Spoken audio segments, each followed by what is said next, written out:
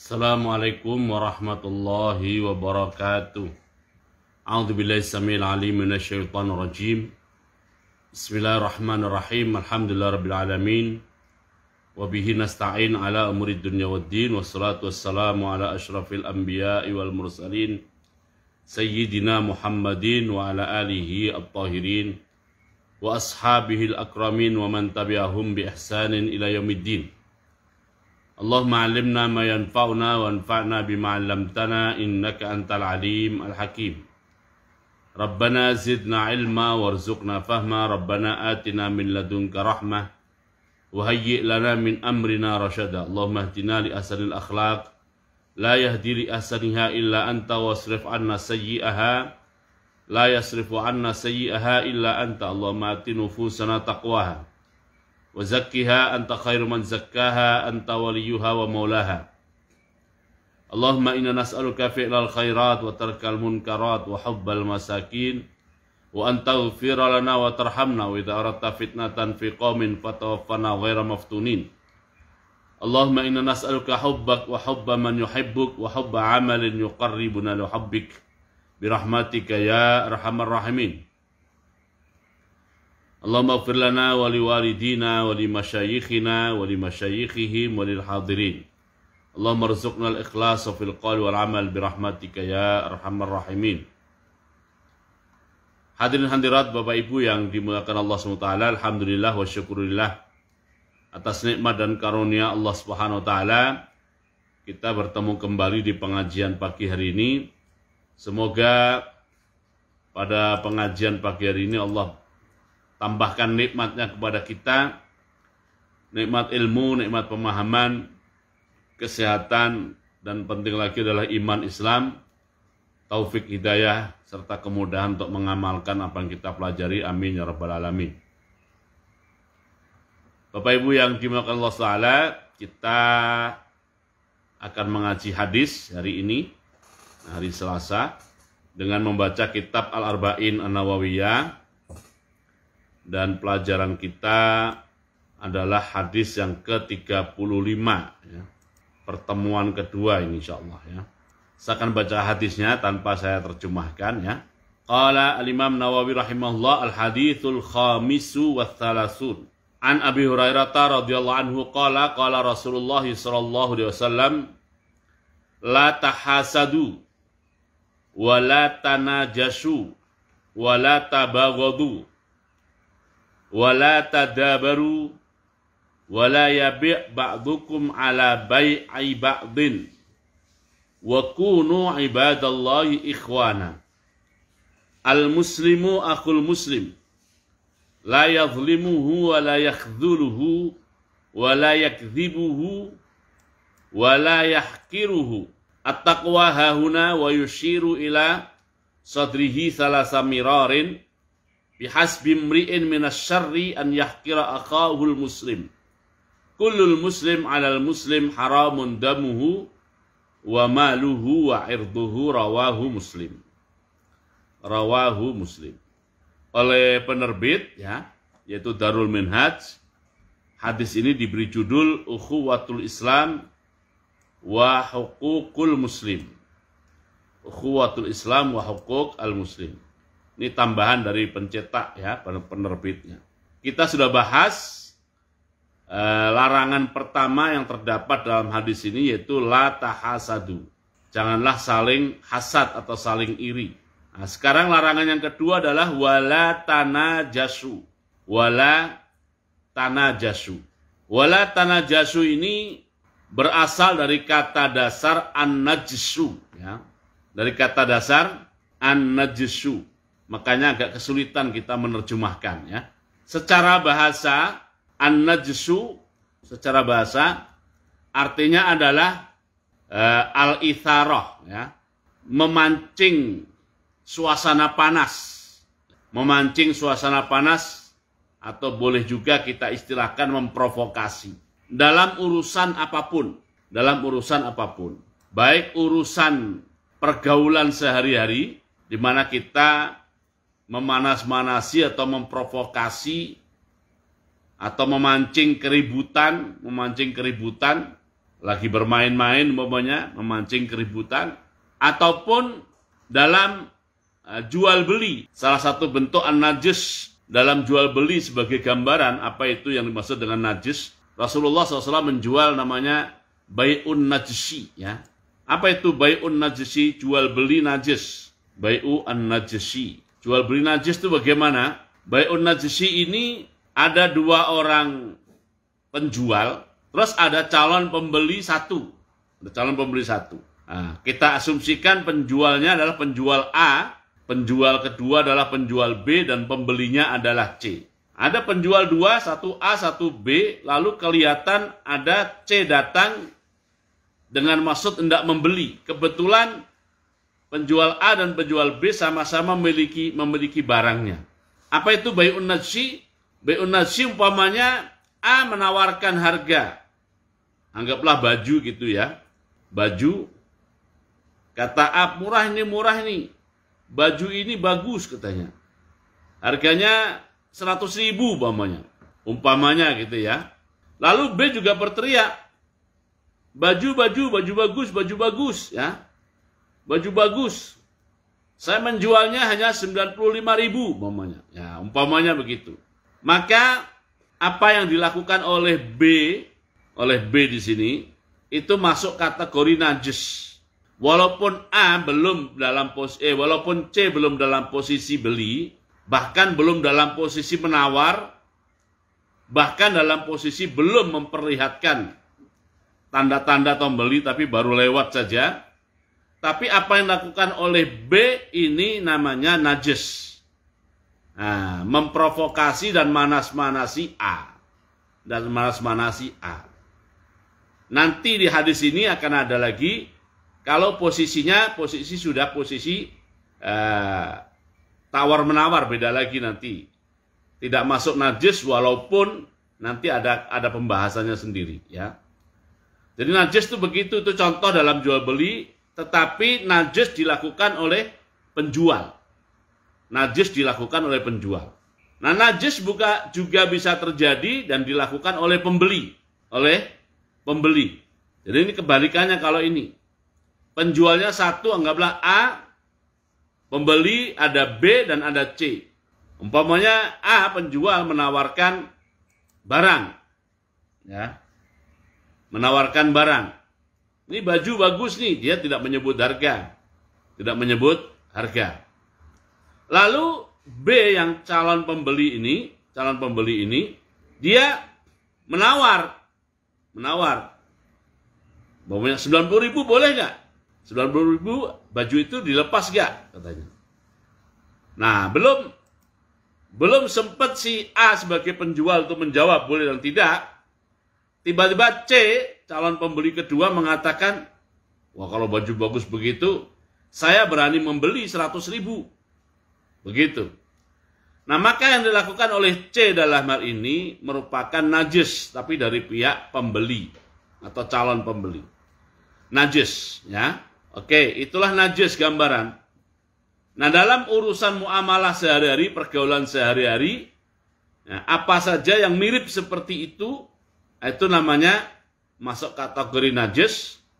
Nah, kalau dua orang sama-sama memprovokasi begitu, ya itu namanya masuk larangan ya, cakupan wala tanajasu. Walaupun seperti latah satu kemarin, apa yang dilakukan oleh penjual B tadi itu juga masuk kategori najis, tercakup oleh hadis ini. Terus apa yang dilakukan oleh C, calon pembeli kedua, itu juga masuk kategori najis. Nah, kalau antara calon pembeli C dan calon pembeli B saling memprovokasi, saling memanasi, nah itu masuk juga.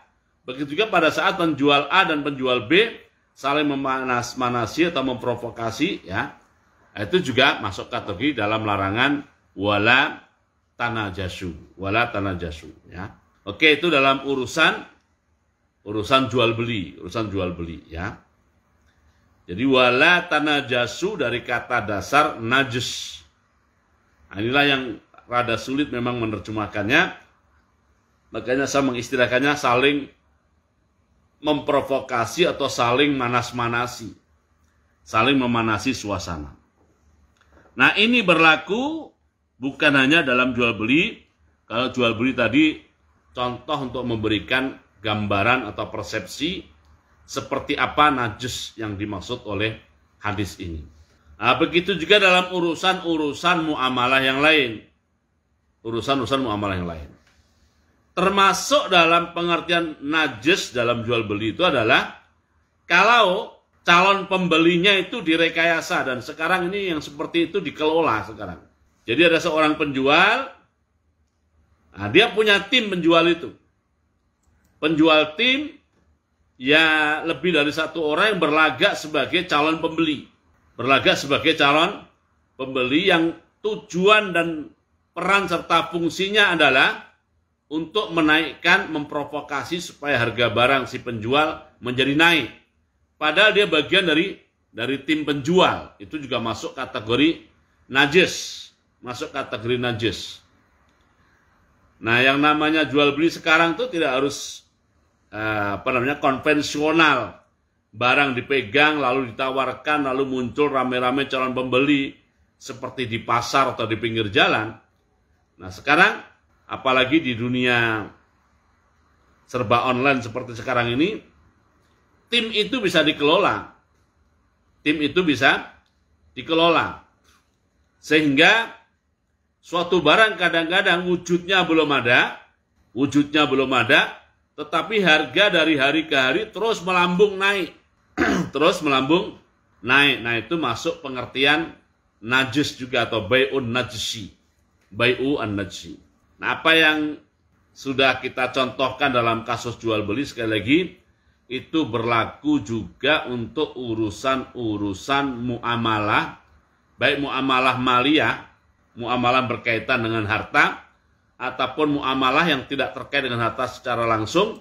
Manakala suasananya seperti itu, ada pihak yang memanasi atau memancing, ya, atau menciptakan suasana supaya terjadi keributan, itu semuanya tercakup dalam pengertian wala tanajasu. Wala tanajasu. Dan larangan wala tanajasu seperti ini oleh Rasulullah SAW dikaitkan dengan ukhuwah, dikaitkan dengan persaudaraan. Berarti ya kalau kita ingin menciptakan persaudaraan, suasana kehidupan bersaudara begitu ya, damai, tentram, adem begitu, maka ya antara muslim satu dengan muslim lainnya, antara kelompok satu dengan kelompok lainnya jangan melakukan yang namanya tanajasu ini. Oke. Mungkin ada bertanya, tapi dunia ini kan sekarang tuh suasananya kompetisi. Nah, carilah cara-cara kompetisi tapi yang tidak masuk dalam ranah namanya ranah an-najsu, ya. Ranah namanya ranah an-najsu. Jadi masing-masing menunjukkan dan menampilkan kelebihan atau keunggulan yang dimiliki, ya, tetapi tidak dalam suasana an-najsu.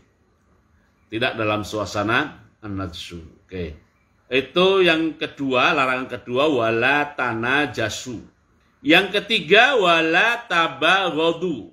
Dan janganlah kamu saling membenci.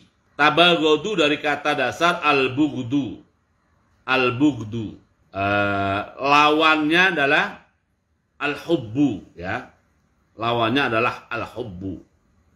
Saling atau menciptakan kebencian.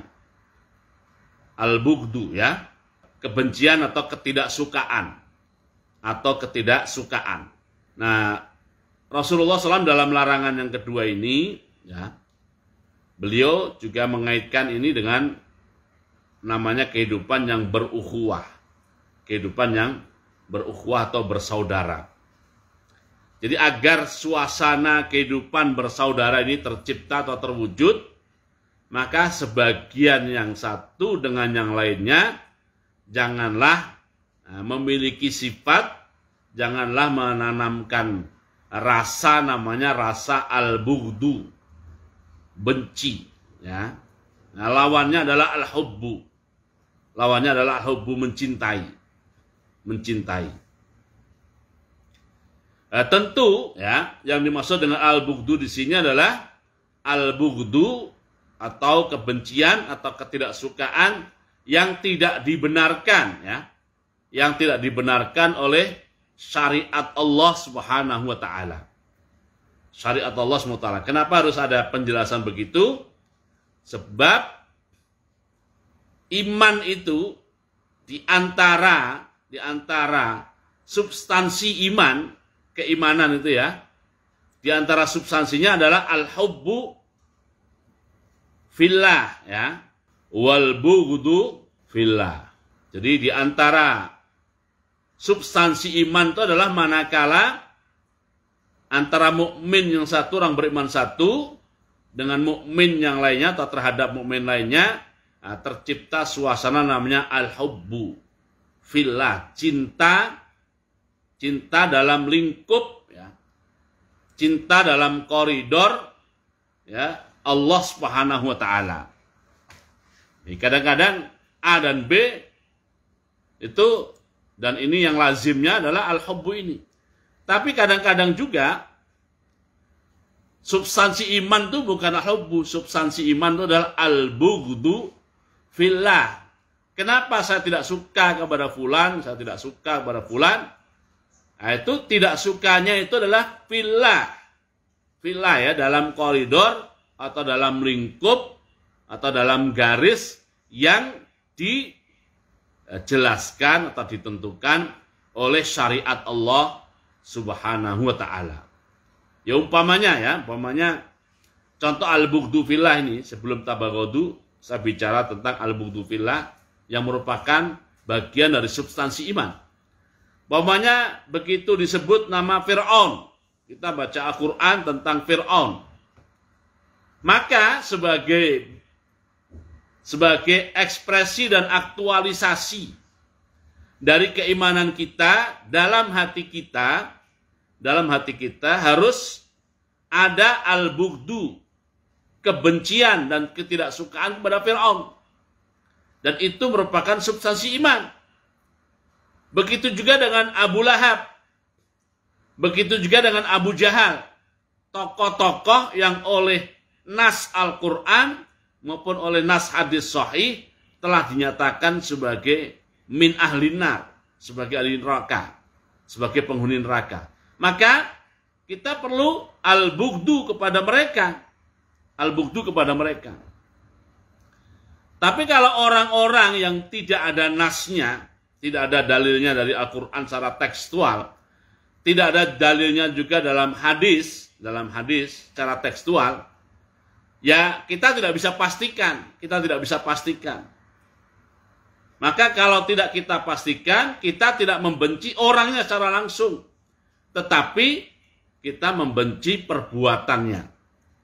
Jika perbuatan itu masuk dalam ranah kekufuran atau kesyirikan atau kemaksiatan atau kefasikan atau dosa, ya. Atau dosa. Nah, itu kita membenci bukan orangnya secara langsung, tapi perbuatannya. Kenapa? Karena terkait dengan orangnya, kita tidak tahu dalil yang secara pasti mengarah pada orang itu. Jadi kita benci perbuatannya. Nah, membenci perbuatan kufur, syirik, fasik atau fisik, ya, kefasikan, kemaksiatan dan juga dosa, itu merupakan substansi dari keimanan. Substansi dari keimanan. Oke, nah ini al-bughdu tadi dalam konteks yang keimanan. Dan kita tahu ya di surat Al-Hujurat itu Allah berfirman, a'udzubillahi minasyaitonir rajim, walakinnallaha habbaba ilaikumul iman wa zayyanahu fi qulubikum wa karraha ilaikumul kufra wal fusuqa wal isyan. Surat Al-Hujurat ayat 7 ya, ayat 7. A'udzubillahi minasyaitonir rajim. Wa'lamu anna fikum anna fikum Rasulullah law yuti'ukum fi katsirin minal amri la'anittum walakinallaha habbaba ilaikumul iman wa zayyanahu fi qulubikum wa karraha ilaikumul kufra wal fusuqa wal isyan ulaika humur rasyidun. Ya. Dan ketahuilah olehmu bahwa di tengah-tengah kamu ada Rasulullah Shallallahu Alaihi Wasallam. Kalau dia menuruti kemauan kamu dalam banyak hal, pasti kamu akan mendapatkan kesusahan. Tetapi Allah menjadikan kamu cinta kepada keimanan dan menjadikan iman itu indah dalam hatimu, serta menjadikan kamu benci kepada kekufuran, kefasikan, dan kedurhakaan.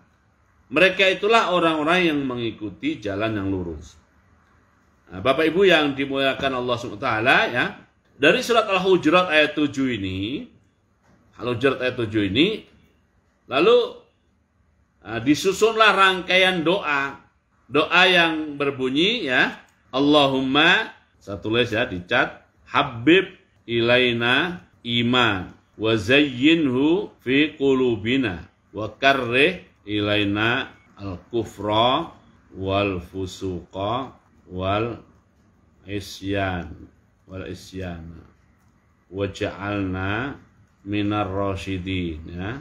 Jadi ya Allah, jadikanlah keimanan itu sesuatu yang semakin kami cintai, ya. Jadikanlah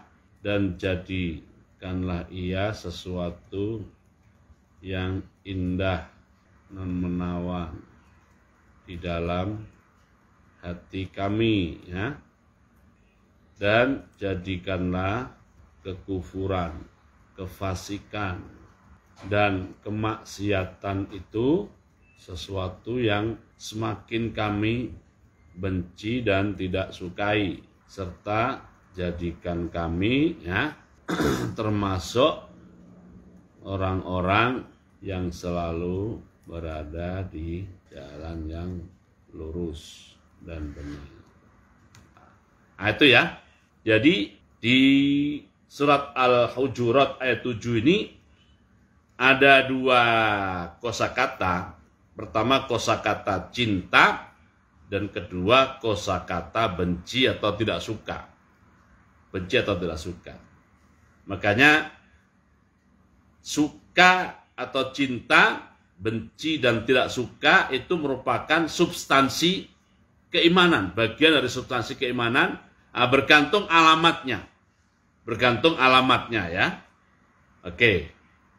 Nah, terkait dengan tidak suka atau benci ini, ya, manakala sekali lagi terkait dengan orang-orang atau pihak-pihak yang tidak ada nas atau teks atau nas secara tekstual menyebutkan bahwa dia itu adalah sosok yang perlu dibenci, sosok yang perlu tidak disukai, maka yang tidak kita sukai adalah perbuatannya. Jika perbuatan itu masuk dalam kategori kufur atau syirik, ya, atau fasik, atau maksiat, atau dosa, ya. Nah, itu di situ muncul sifat benci kita. Nah, sekali lagi kembali ke hadis kita. Nah, tentu yang dimaksud dengan wala tabaghadu, tidak suka di situ adalah tidak suka dalam konteks yang itu, ya. Dalam konteks yang masuk kategori kekufuran dan seterusnya tadi. Nah, yang dimaksud oleh hadis wala tabaghadu, jangan saling benci, itu kalau konteksnya konteks selain perbuatan-perbuatan yang wajib kita tidak sukai tadi. Kalau dia tahu mau berpapasan dengan saya, lalu dia menunduk supaya tidak melihat saya, atau dalam tanda petik supaya ada alasan tidak dipersalahkan karena tidak bersikap apa-apa kepada saya, ya kan? Apa-apa yang positif. Atau dia pura-pura membaca yang lain, nah itu masuk kategori dan wilayah wala tadabaru. Gitu ya.